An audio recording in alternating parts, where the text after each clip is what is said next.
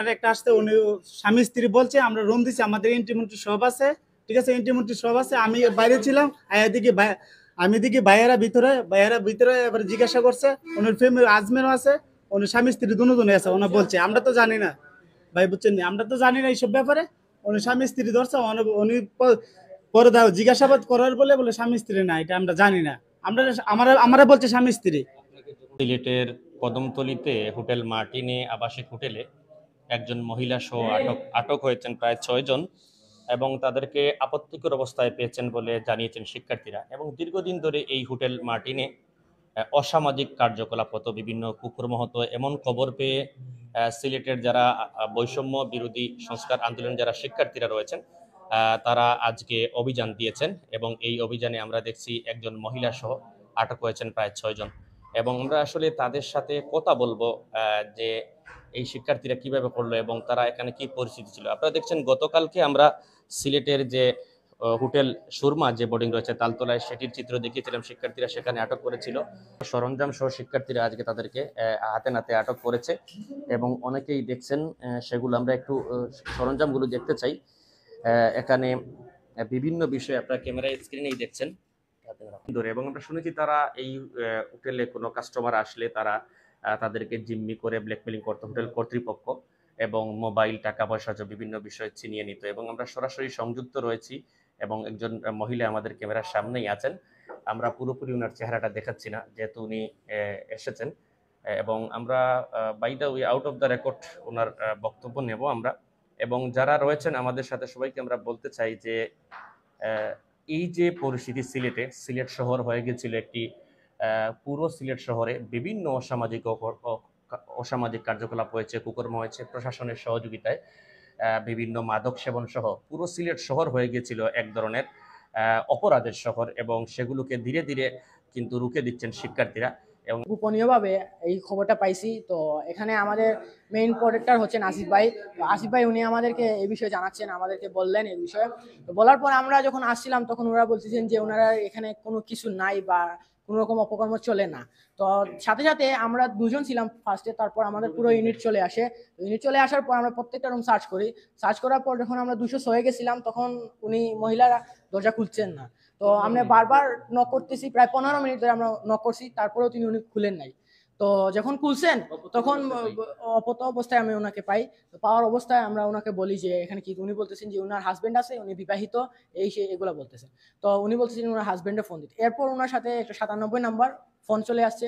তো আসিফ ভাই উনি ফোন ধরে বলেছেন কি চান, বলছে যে আমি এখানে সার্ভিসিং চাই, এই সে এগুলা। তারপর আসিফ ভাই ওনারে বের করে আসেন, আমরা এখানে নিয়ে আসি। তারপর আমরা বাকি রুমগুলো চেক করি। হ্যাঁ হ্যাঁ হ্যাঁ। তো আমরা পরের রুমে যাই, 218 নম্বর রুমে চেকিং করি, তখন আমরা এই সরঞ্জামগুলো পাই। এবং এরপর উনি ওই যে যিনি হাজব্যান্ড দাবি করছিলেন উনি চলে আসছিলেন। তো উনি তারপর বললেন যে ওনার কাছে কাবিন নামাও আছে। আমরা বললাম যে আমাদেরকে দেখাবো। উনি স্বীকার করছেন যে না, উনি ওনার স্ত্রী না, কাস্টমার হিসেবে আসছে। আর উনি হজও করেছেন। আর উনি 1 মাস আগে বাড়িতে গেছিলেন, এখন আসছেন। আর এখানে আসে ওরা সবাই আছে, আমরা সবাইকে জিম্মি করে রেখেছি। ট্রাফিকের দায়িত্ব ছিল হুমায়ুন চত্বর, আমরা বৈষম্য আন্দোলনে ছিলাম। তো শুনতে পাই এখানে এরকম কোনো কিছু ঘটনা হয়। তো তখন আমরা হোটেল মার্টিনের নিচ থেকে আসি। আসার সাথে সাথে আমার এই মাহিন আগে আসে, মাহিন ভাই ছোট ভাই, সে আগে আসে। আসার পরে ওই একজন মানুষ সে আগে দৌড়ে চলে যায়, দৌড়ে নাকি ভিতরে চলে গেছে, এরকমটা খবর পেয়েছি।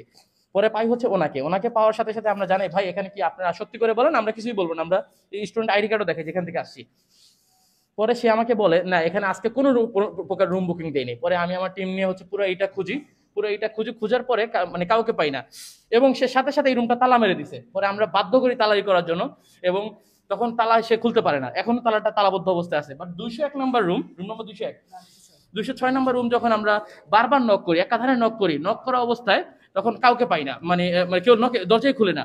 ঠিক 15 মিনিট পরে আমার মাহিন সাথে ছিল, দরজা খুলে ওরা আপত্তিকর অবস্থায় পাইছি। রুমের মধ্যে পেয়েছি প্যাকেট, কন্ডম সহ এটসেট্রা।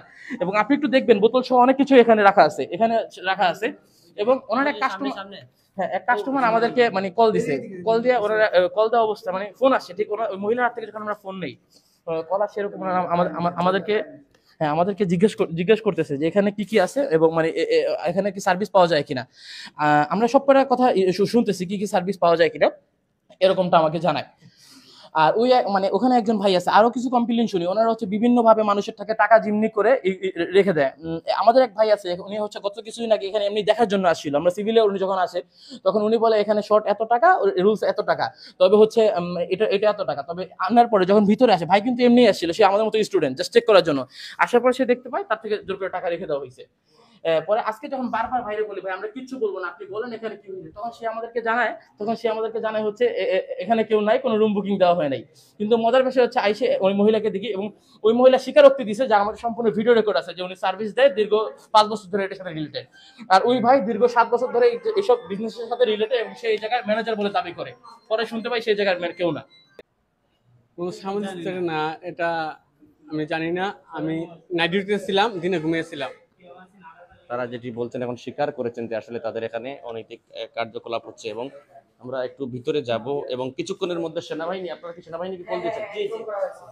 সেনাবাহিনীকে ইনফর্ম করা হয়েছে এবং সেই সেনাবাহিনীকে কল দেওয়া হবে। এবং আমরা আজকে যে বিষয়টা হচ্ছে যে এখানে এই যে পরিস্থিতি, আসলে সিলেটে হচ্ছে অবাধে এরকম কার্যকলাপ, এবং আমরা সিলেটের শিক্ষার্থীরা দেখছি সেগুলো প্রতিনিয়ত সেই শিক্ষার্থীরা সেটি তারা সেই কাজগুলো প্রতিনিয়ত তারা শিক্ষার্থীরা তারা সেটা প্রতিবাদ করছেন। এবং সিলেট শহরে এটা হচ্ছে হাত দেবেন, এটা হচ্ছে মহিলার ব্যাগ। জি,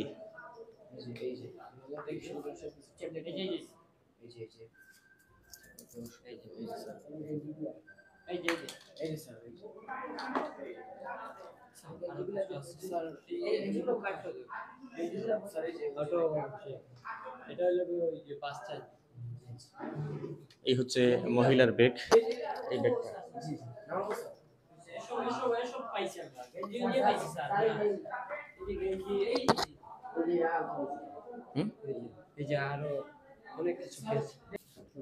এই ব্যাগটা আপনার?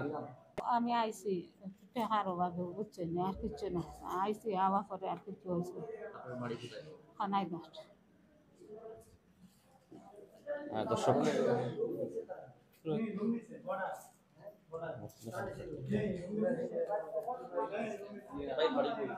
থানাঘাট ভাই, থানাঘাট।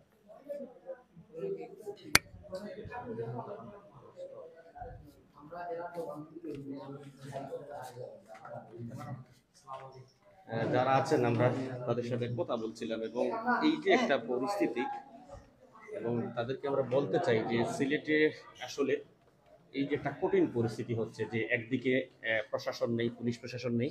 যদি পুলিশ প্রশাসন থাকতো তাহলে শিক্ষার্থীরা কিন্তু এখানে আসার সাহস পেত না, কারণ পুলিশ সেখানে টাকা খেয়ে কিন্তু পুলিশ এগুলার সুযোগ করে দিচ্ছে, এরকমটা কিন্তু অভিযোগ করেছেন আমাদেরকে শিক্ষার্থীরা। আচ্ছা, পুলিশ প্রশাসন যদি থাকতো তাহলে কি আপনারা এইভাবে এগুলো থেকে ভ্রমণ করতে পারতেন? জি না স্যার, স্যার আমরা চাই যে হোটেল মালিকরা ঠিকভাবে যে রুমগুলো ভাড়া দেয়, কোনো যাতে অসুবিধা না হয়, তার জন্য স্যার বলছি ঠিক করে হোটেলগুলো চালানোর জন্য। তারা বলেছিল স্বামী স্ত্রী, কিন্তু তারা স্বামী স্ত্রী নয়, এটা ডকুমেন্ট হয়েছে এবং মেয়েরা স্বীকার করেছে মেয়েরা টাকার জন্য আসছে। আপনার হোটেলের যারা আছে তারাও স্বীকার করেছে যে এখানে তারা অনৈতিক কাজের সুযোগ করে দিয়েছে। জি জি,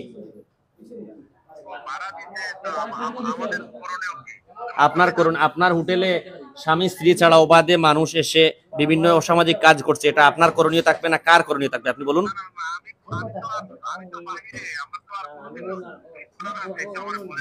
এখন তো কিছুক্ষণ পরে সেনাবাহিনী আসবে হোটেলটি জব্দ করার জন্য। এই ঘটনা শিক্ষার্থীরা ফোন দিয়েছেন, শিক্ষার্থীরা কল দিয়েছে, সেনাবাহিনী আসবে এখন একটু পরে। শোনা যায় না, ওনার কথা শোনা যায় না।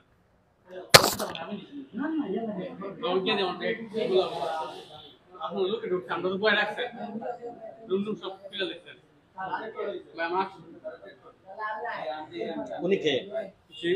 মালিক